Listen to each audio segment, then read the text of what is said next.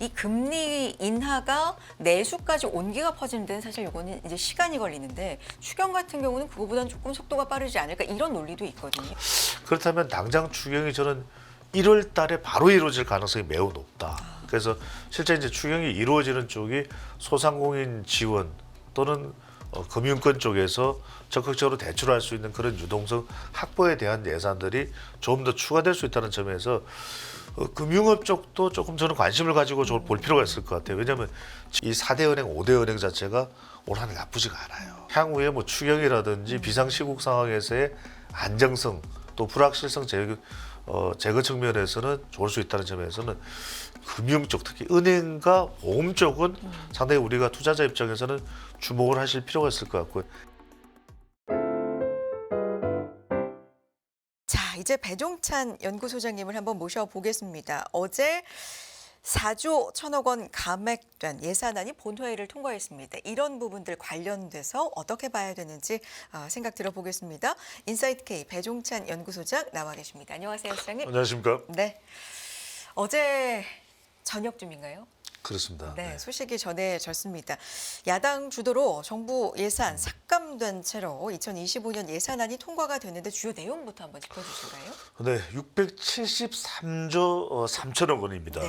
그러니까 핵심 내용은 뭐냐면 우리 이제 국가 예산이 거의 이제 600조 대 후반부 정도에서 형성이 되는데 방금 전에 이제 앵커께서 말씀하셨던 대로 정부가 이제 먼저 냈던 정부안은 677조 4천억 원. 네. 이 중에서 4조 1천억 원이 삭감된 채 그대로 통과됐습니다. 네.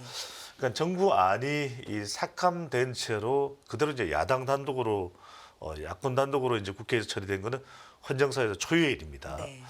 그래서 뭐 예상이 됐던 일이죠. 지금 탄핵 추진 국면에서 협의가 되지 않을 것이다. 막판 협의 가능성은 열려 있었어요. 그래서 정부에서도 이래대로 이제 통과돼서는 안 된다라고 판단을 내서 정액 아닌 3조 1천억 원 정도죠. 3조 1천억 원 정도가 정액되는 안을 가지고 왔습니다만 이제 최종적으로 민주당의 반응은 지난달 예산결산특별위원회에서 통과된 안대로 그대로 가겠다라고 이제 결정을 내렸기 때문에 여기서 이제 주목할 것은 대체로 어떤 부분들이 이제 4조 1천억 원의 그렇죠. 삭감 내용에 포함이 네. 되어 있는데 그게 중요하죠. 정부의 예비비가 2조 4천억 원, 네. 그다음에 국고채 이자 상환, 그다음에 검찰 특정 업무 경비 특수 활동비. 그러니까 이제 영수 증빙이 안 되는 부분은 삭감하겠다. 그리고 예비비 경우에도 규명하고 좀 확인할 수 있는 근거가 있는 예비비는 그대로 통과될 텐데 그렇지 못한 것은 대폭 삭감할 수밖에 없다. 이 예비비의 이제 용처 어디에 사용될 것이냐 이 부분이 확인되지 않는다라는 것이죠. 그다음에 대통령 비서실 또 국가안보실 특활비도 이제 삭감이 됐습니다. 네. 근데 또 하나 이제 우리가 포인트를 좀 볼 부분은 여기에 이제 원래 4조 1천억 원 삭감에 7천억 원을 추가로 삭감하려고 했었어요. 네. 민주당에서는. 근데 그 이유는 뭐냐면 사실상 이 지금 탄핵 추진 국면에서는 대통령실 그러니까 용산 예산이 뭐가 필요하냐 다 이제 그 부분은 삭감을 하자고 했는데 이 부분은 그래도 또 다른 의견도 있을 수 있기 때문에 또 탄핵 추진 국면에서 지나치게 또 여당을 자극하는 것도 불필요하다고 판단했었는데 중요한 건 이 삭감 내용에 대왕고래 프로젝트가 들어가 있어요. 그러네요. 497억 원입니다. 네. 상당히 큰 금액이죠. 네. 500억 원인데 이게 이제 이번 달부터 시추에 들어가는 필요한 그 이제 재원이 됩니다. 여기서 이제 우리가 주목할 내용은 뭐냐면 뭐 정치적으로 또는 특별한 영수 증빙이 되지 않아서 삭감의 또 필요성도 있다고 판단한 부분은 모르겠는데 특정 사업에 대해서 삭감이 된다. 그러면 우리가 지금 자세하게 볼 수는 없지만 가령 원전이나 또는 방산이나 반도체나 이런 부분에 추가적으로 필요한 예산에 대해서도 영향을 받을 수가 있는 것이거든요. 그러니까 이른바 국책 사업에 대해서 차질은 좀 불가피해졌다. 투자자 관점에서 그동안 우리가 원전 또 방산 그렇죠. 또 이런 데 상당히 네. 열려 있었단 말이에요. 이런 부분들이 이번 예산에서 상당히 난항을 겪을 수밖에 없었고 결과적으로는 그 부분의 예산은 포함되지 못했다. 네. 이런 부분들을 재차 확인할 필요가 있겠습니다. 이번에 계엄 후폭풍 그리고 탄핵 추진 국면에서 이 기존 우리 정부가 추진하던 그런 쪽에서의 투자자들의 어떤 손실, 하락 이런 부분이 상당히 좀 짙게 나타났었는데 어제 예산안 통과된 내용을 봐도 뭐 대왕고래라든지 이런 부분이 확실히 좀 삭감된 걸 볼 수가 있어서 시장의 영향은 좀 불가피할 것으로 볼 수밖에 없겠네요. 그렇습니다. 네. 이 부분을 제가 특별히 오늘 좀 강조해서 말씀을 드릴 필요가 있는데 특히나 지금 정권 시작이나 내년도 경제 전망을 하는 분석에서는 국가의 재정 투입이 상당히 중요하다고 판단하고 있습니다. 왜냐하면은 우리가 이제 뭐 가계, 기업 이렇게 국가, 정부 이렇게 이제 세 가지 축으로 나누어져서 경제 활성화에 또 이 활로를 모색할 수밖에 없는데 네. 지금 경기 침체된 국면에서 가계 부채가 늘어난 국면에서 가계 소비를 기대하기는 어려워요. 근데 기업인데 기업은 지금 우리 전체 기업들의 유보금을 다 따져 보면은 거의 뭐 978조 정도 되나요? 그 정도 이제 나오는데 그러면 지금 비상 국면이다 이런 상황에서 특별한 동기부여, 인센티브가 없는 상태에서 기업들이 추가적으로 사내 유보금을 지출하기도 쉽지 않습니다. 이걸 뭐 고용이 됐든 정부의 세제 혜택이 됐든 잠시 뒤에 말씀드리겠습니다만 반도체 특별법이나 AI 기본법이나 또는 상속세, 정여세와 관련된 개정안들이 통과되면 그게 이제 일종의 또 조세 특례 제한법 같은 경우에도 이제 촉진이 될 수가 있어요. 네. 기업들이 추가적으로 더 투자하는 데 있어서. 근데 그런 부분들의 관련 법들이 전혀 이 탄핵 추진 국면에서는 통과되지 못했거든요. 네. 그래서 그러면 남는 건 정부입니다. 근데 지금 정부의 대왕고래 프로젝트 이 부분에 대해서 얼마나 신빙성이 있고 없고를 떠나서 결과적으로 대외 신인도와도 연결될 수 있거든요. 그럼 용인 반도체 클러스터는 어떻게 되는 거야? 그건 제대로 되는 거야. 그다음에 원전, 또 방산 이런 부분들 지금 우리가 체코나 폴란드의 방산, 체코의 두쿠바니 원전 이거 계약 제대로 될 수 있겠어? 이런 의문이 일어나는 것이 또 자연스럽거든요. 뭐 연내 불투명하다라는 보도는 계속해서 좀 나오고 있는 상황이고 사실 이 그러니까요. 방산 쪽이 정부 대 정부의 만남이나 맞습니다. 계약이나 협상이나 이런 게 상당히 중요한 분야라서 뭐 이것도 차질이 불가피하다라는 얘기 계속 나와요. 그렇죠. 더군다나 이제 네. 원전 같은 경우에는 추가적으로 시장계 측에는 미국의 웨스팅하우스와 또 협력하는 네. 부분도 있거든요. 근데 이런 상황에서 과연 미국 정부나 원전은 국가 사업입니다. 근데 이 선뜻 나설 수가 있겠느냐. 네. 상당히 이제 불확실성 자체가 연장되는 상황. 그래서 투자자 관점에서는 국책 사업에 대해서는 상당히 우리가 불과 한 달 전, 두 달 전만 하더라도 우리 시장이 지금 살아나지 않는 상황에서 오히려 국책 사업 쪽에 주목을 하는 그 기억이 나실 거예요. 바이오 쪽이라든지 또는 원전 방산 상당히 우리 인포맥스 같은 경우에도 관련 정보들을 많이 소개를 해드렸습니다만 지금은 좀 불투명해졌어요. 이걸 이번 예산안을 통해서도 확인할 수 있기 때문에 이 부분에 대한 관련 정보를 더 적극적으로 자주 좀 확인할 필요가 있겠습니다. 네. 예산안에 대해서 뭐 항목별로 이런 부분을 감액한 것은 필요한 부분이었다. 이런 것에 대해서 의견이 뭐 당연히 갈릴 수가 있습니다. 그렇죠. 그렇지만 네. 그런 걸 떠나서 이제 투자자 입장에서 이런 부분에 투자를 했던 분들 입장에서는 어느 정도 타격이 좀 불가피할 수밖에 없겠다. 투자 입장에서는 뭐 그런 점도 좀 염두에 둬야 될 것 같고요. 어제 또 중요하게 전해진 뉴스입니다. 금투세 폐지됐습니다. 사실은 유예 이제 가닥이었는데 폐지 쪽으로 잡혔고요. 가상자산 과세도 2년 유예됐습니다. 그러니까 소득세법이 국회를 통과한 거죠. 이 부분도 짚어주세요. 그렇죠. 첫 번째로는 금융투자소득세 폐지는 뭐 좀 선반영됐다고 봐야 되겠죠. 사실 제가 이제 경제방송 나와서 분석하면서 금융투자소득세, 금투세는 폐지 가능성이 높다. 네. 결국엔 이제 우리 시장이 좋지 않은 상태에서 금투세 폐지는 불가피했을 테고요. 그동안 이제 국회 다수당인 민주당이 사실 키를 쥐고 있었죠.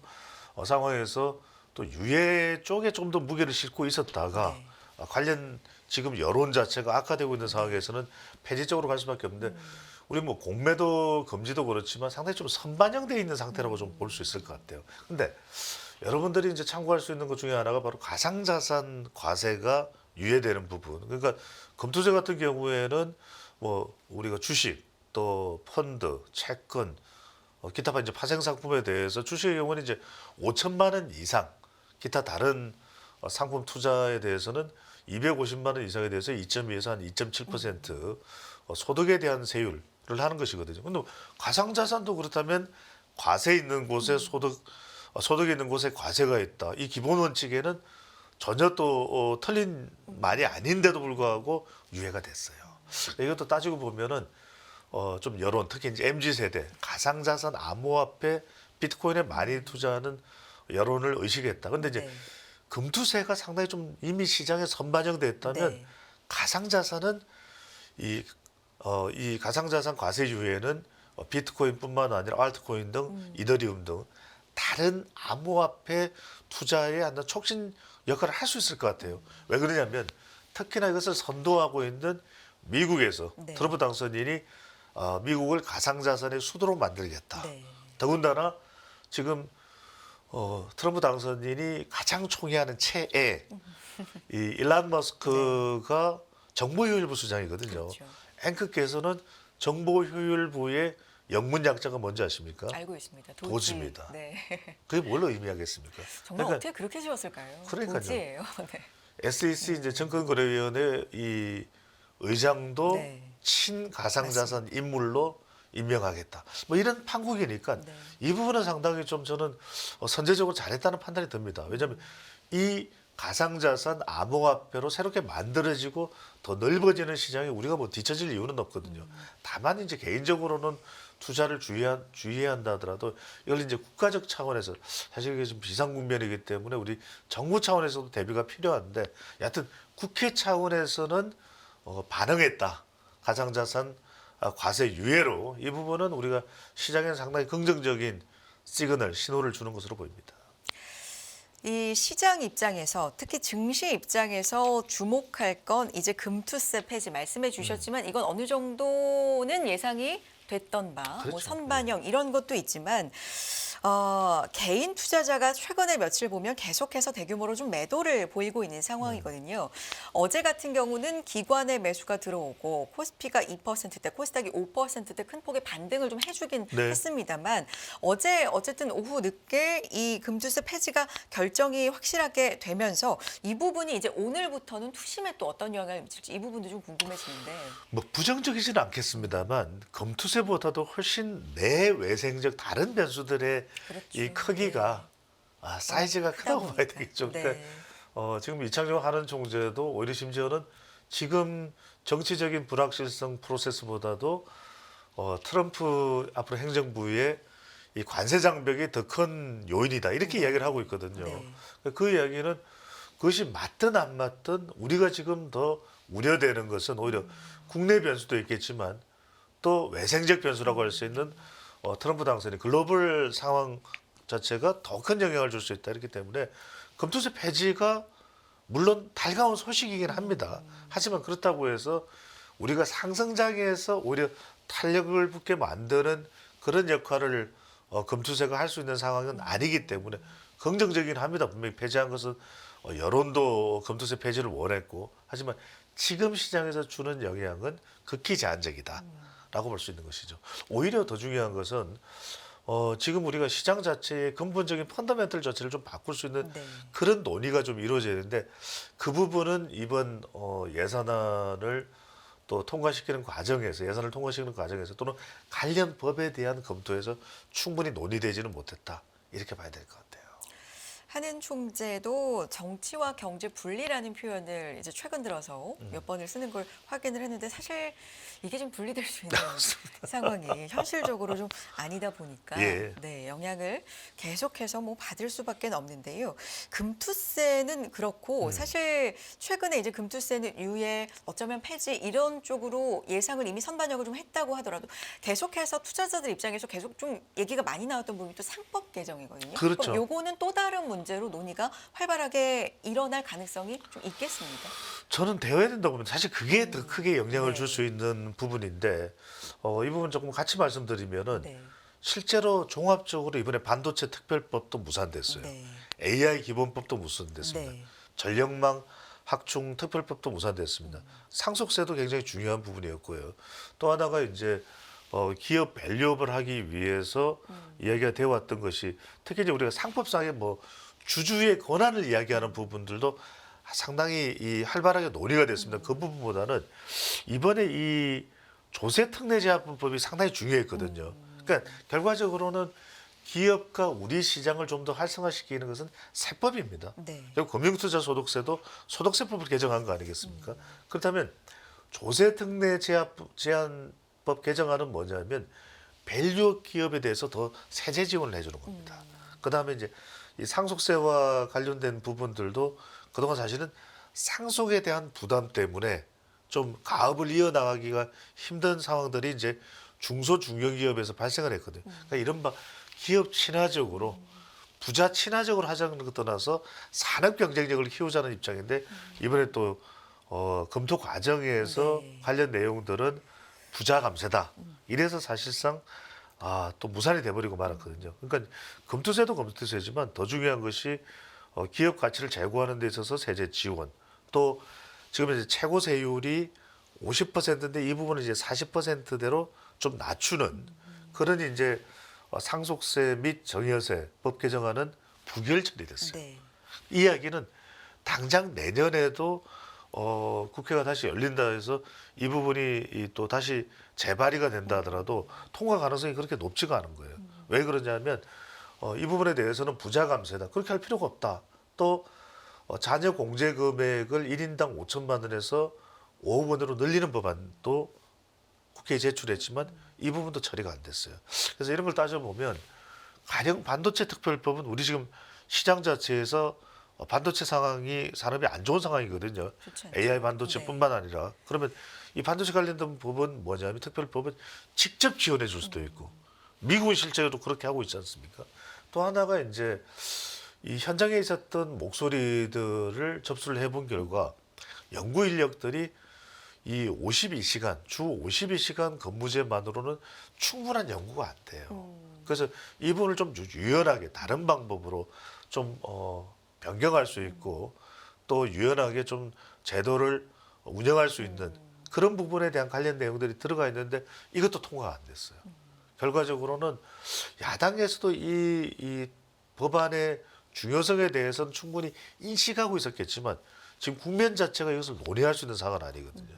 그래서 이런 부분들이 다 충분히 처리되지 못했던 부분이 물론 이제 상법 관련된 부분은 회사의 책임까지만 보면 되느냐 아니면은 이른바 주주까지도 또 이 부분까지도 이제 감안해야 되느냐 이 부분인데 그것 외에 우리가 일종의 이 기업 경영권 프리미엄을 위해서 20%에 대해서는 할증을 하는 더 세액을 공제해 주는 그러니까 경영자들이 또 부담을 갖지 않도록 그런 부분들은 다 통과 안 됐어요. 부자 감세라고 해서 그런 부분들이 오히려 차제에 물론 원안대로 다 통과될 수는 없겠지만 그런 부분들을 좀 더 시장의 활성화뿐만 아니라 근본적인 우리 산업 구조 자체를 촉진할 수 있는 쪽으로 방향성은 맞춰져야 되는 것이거든요.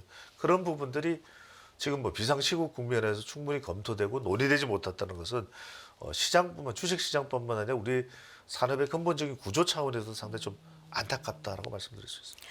반도체 특별법 그리고 뭐 전력망 확충 특별법도 그렇고요. 상속세 개정 법안 등이 어제 무산된 최종 법안들인데요. 이런 부분에 대해서도 향후에는 계속해서 좀 논의가 될 가능성은 있다라는 말씀이시고요. 네.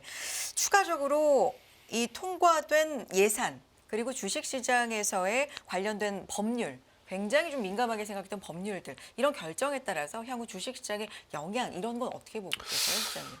이번 통과된 예산이나 통과되지 못한 무산된 관련 법안만으로는 충분하지 못합니다. 그러니까 투자자 입장에서는 추경과 빨리 내년 해가 바뀌어서 국회에서 비상경제 운영 차원에서 관련 법들을 좀 조정해서라도 통과시킬 가능성이 상당히 높아졌다고 봐야 될 것 같아요. 어제 예산 통과되자마자 그렇지 않아도 추경 얘기가 또 바로 나오더라고요. 그렇죠. 네. 그래서 이제 추경으로 하면 된다라는 네. 차원에서 민주당도 추가적으로 조정을 안 한 부분이 있거든요. 근데 이게 신속해야 됩니다. 추경이 얼마나 신속하게 되고 그 추경이 주로 이제 산업 또 우리 이 경제 관련 쪽으로 이제 옮겨갈 수밖에 없거든요. 어디 쪽이냐를 잘 보실 필요가 있어요.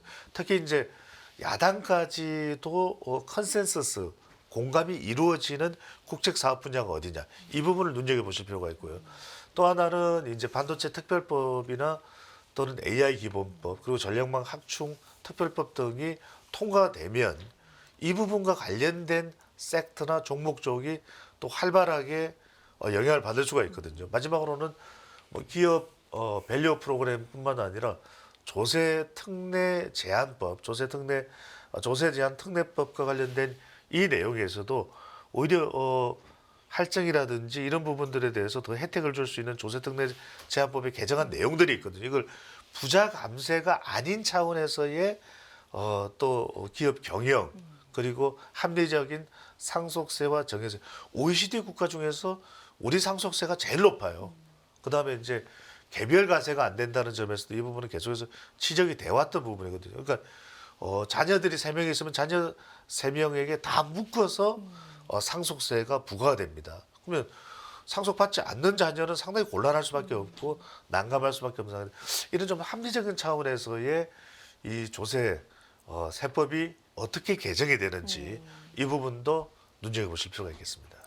사실 지금 뭐 극도의 정치적인 혼란 속에서 사실상 증액 절차를 거치지 않고 이제 예산안이 국회를 통과를 했는데 필요하면 증액이 필요하면 그렇죠. 이제 추경을 하게 돼 이제 이런 얘기 그리고 즉각 추경 편성을 논의해야 된다는 목소리도 그래서 뭐 계속 되자마자 지금 나오고 있는 상황이고요. 여기에 논리에 좀 힘을 실어주고 있는 그 근거가 뭐냐면 지금 내수가 너무 어렵다. 그렇죠. 너무 어려운데 금리를 인하를 했지만 깜짝으로 뭐 2번 연속 이렇게 했지만 이 금리 인하가 내수까지 온기가 퍼지는 데는 사실 이거는 이제 시간이 걸리는데 추경 같은 경우는 그거보다는 조금 속도가 빠르지 않을까 이런 논리도 있거든요. 그렇습니다. 이 부분은 어떻게 보십니까? 그렇죠. 추경 서두를 수밖에 없을 겁니다. 당장에. 그런 이유 중에 하나는 지금 최근 이번에 이 증액에 포함되지 않았던 것이 또 지역 화폐 관련된 부분이거든요. 이 부분은 이제 실제 골목 상권 활성화라는 차원에서 또 민주당에서 가장 강력하게 주장하고 있는 내용인데 이것도 이제 정치적으로 충돌하면서 통과되지 못했던 부분인데 이 부분도 적극적으로 추진될 수밖에 없던 속도를 낼 수밖에 없습니다. 그렇다면 당장 추경이 저는 1월 달에 바로 이루어질 가능성이 매우 높다. 그래서 실제 이제 추경이 이루어지는 쪽이 소상공인 지원 또는 금융권 쪽에서 적극적으로 대출할 수 있는 그런 유동성 확보에 대한 예산들이 좀 더 추가될 수 있다는 점에서 금융업 쪽도 조금 저는 관심을 가지고 좀 볼 필요가 있을 것 같아요. 왜냐하면 지금 미국도 금융업 쪽은 당분간은 상당히 이 단단하게 또 갈 가능성이 높고 중국도 지금 시총 상위 제일 높은 것이 뭐 공상은행이지 않습니까? 그러면 중국도 지금 소비 경기 부양책을 하고 있는 상황이고 우리도 사실은 이 4대 은행, 5대 은행 자체가 올 한해 나쁘지가 않아요. 그러니까 다른 섹터 쪽보다는 오히려 금융권 쪽이 향후에 뭐 추경이라든지 비상시국 상황에서의 안정성 또 불확실성 제거 측면에서는 좋을 수 있다는 점에서는 금융 쪽 특히 은행과 보험 쪽은 상당히 우리가 투자자 입장에서는 주목을 하실 필요가 있을 것 같고요. 다만 이제 시장 자체가 아주 또 활성화되고 우리가 상승장은 네. 아니기 때문에 네. 증권주 쪽은 조금 신중하게 또 유의해서 보실 필요는 있을 것으로 보입니다. 사실 이렇게 계엄 사태 이후에 시장에서 금융주도 뭐 전반이 그랬지만 금융주도 상당히 좀 충격을 받았었는데요. 그럼요. 네, 이런 부분까지도 좀 감안을 해 보겠습니다. 근데 이런 거 뭐 예산안 통과 그리고 금투세 폐지 여러 가지가 사실 시장에 영향이 있겠죠. 근데 무엇보다도 중요한 건 이 혼란 국면이 어느 정도 속도감 있게 좀 정리가 되는 거 아니겠습니까? 그렇습니다. 네. 곧 뭐 이건 이제 또 경제와는 네. 별개로 네. 지금의 현재의 시국 상황인데요. 네. 곧 정리가 될 걸로 봐요. 아주 최근에 나오는 이야기는 짧게만 소개를 해드리면 지금 대통령실이나 윤석열 대통령 쪽 반응은 탄핵 소추가 통과되고 헌법재판소의 심사를 받겠다는 쪽으로 좀 기울어지고 있다라고 하는 전망도 나오기 때문에 여러분들이 보실 관점 자체는 결과적으로는 그 결정 자체가 불확실성을 또 제거하는데 왜 일단 탄핵 소추가 되고 헌법재판소로 넘어가게 되면 상당히 일정 속에서 움직이게 됩니다. 그러면은 불확실성, 불투명성, 불안정성이 좀 제거되고 나면 비상시국이긴 하지만 우리 시장에 대한 좀 더 안정적인 시세 또 우리 안정적인 추세 이런 부분들이 유지가 될 수 있는데 실제로 우리가 두 번의 이전 탄핵이 있었죠. 2004년과 그다음에 2016년과 17년 국면인데 2004년에는 주가가 좀 내려갔었어요. 근데 2016년, 17년 탄핵 국면에서는 주가가 더 올라갔어요. 그러니까 결국 중요한 건 펀더멘털이고 시장의 근본적인 이해하는 총재의 이야기대로 경제적 프로세스는 결국적으로 근본적인 영향을 줄 수밖에 없는 것이기 때문에 정치적인 프로세스는 결국 경제적인 변수들하고 연관돼서 불확실성을 조장하거나 증폭시키는 요인이지만 핵심적인 근본은 결국 경제 변수로 돌아올 수밖에 없다는 점도 더 유의해서 보실 필요가 있겠습니다. 물론 과거 이제 탄핵 국면 비교를 할 때 그때는 사실 반도체 업황이 빅사이클 굉장히 좋았다. 그렇습니다. 지금과는 다르다. 물론 네. 이런 얘기도 합니다만 어쨌든 과거와 좀 비교해 볼 필요가 있다 짚어주셨고요. 외국인 투자자 입장에서 볼 때 뭐 경제도 그렇고 외교에도 그렇고 우리나라가 정상적으로 영업 중이라는 네, 나라 자체가 뭐 그런 의미가 그럼요. 네, 필요할 것 같아요. 짧게만 한 가지 짧게 네. 마무리 좀 말씀드리면 그래서 우리가 지난 4일 같은 경우에는 네. 상당히 외국인들의 이탈이 광범위하게 발생을 그렇죠. 했습니다. 4, 5, 6일 3일 동안 네. 코스피와 코스닥 시장에서 1조 원 이상이 이제 이탈을 했으니까. 근데 네.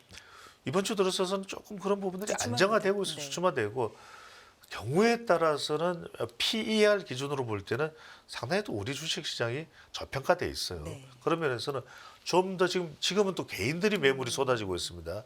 그러면 그런 차원에서는 외국인 투자자가 결국은 기관이기 때문에 외국 기관이기 때문에 외국인 투자자들이 좀 더 선제적으로 반응한다면 오히려 3월부터는 좀 더 우리 정치 국면이 안정화된다면 선제적으로 2월 빠르면 1월 말부터 외국인 투자자들은 먼저 움직일 수도 있어요. 우리 주식을 사들인다는 이야기겠죠. 우리가 단정 내릴 수는 없습니다만 또 금리도 달러 인덱스도 보면은 조금 이제 강달러보다는 안정화되는 추세로 네. 내년부터는 갈 가능성. 지금은 환율이 상당히 오르락 내리락 네. 거리지만 그런 부분도 참고해서 볼 필요가 있겠습니다.